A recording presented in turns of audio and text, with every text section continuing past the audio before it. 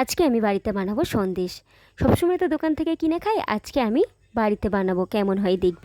প্রথমে 1 লিটার মতো দুধ নিয়ে নিয়েছি, তারপরে আমি একটা লেবু কেটে দিয়েছি যাতে দুধটা কেটে যায়, ছানা ছানা মতো হয়ে যায়, দেখতেই পাচ্ছ। এক টুকরো লেবু দিয়ে দিয়েছি, তারপরে দুধটা কেটে গিয়েছে, কেটে গেলে আমি সুন্দর করে ছাঁকুনি দিয়ে ছেঁকে নেব যাতে এই দুধের পানিটা না থাকে। সুন্দর করে ছেঁকে নিয়ে তারপর দেখতে পাচ্ছ আমি কড়াই বসিয়ে দিয়েছি, 1 বাটি মতো দুধ দিয়ে দিয়েছি। দুধ দিয়ে কড়াই বসিয়ে তারপরে আমি ছানাটা দিয়ে দিলাম। দেখছো আমি কর্নফ্লাওয়ার দিচ্ছি। কর্নফ্লাওয়ার দেওয়ার পরে 1 বাটি মতো চিনি দিয়ে দেবো। যে যতটা পরিমাণ ছানাটা দেবে সে তত পরিমাণ চিনিটা দেবে। তারপরে আমি সুন্দর করে নাড়াচাড়া করে নিচ্ছি।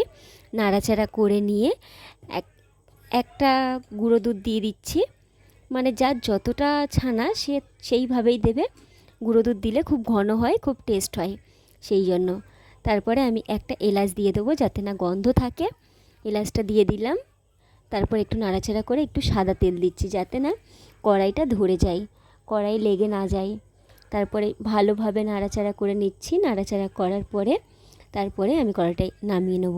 এইভাবে কিন্তু তোমরা বাড়িতে একবার বানিয়ে ট্রাই করবে, দেখবে দোকানের থেকে বাড়িতে বানানো খুব টেস্ট হয়, ভীষণ টেস্ট হয়েছে।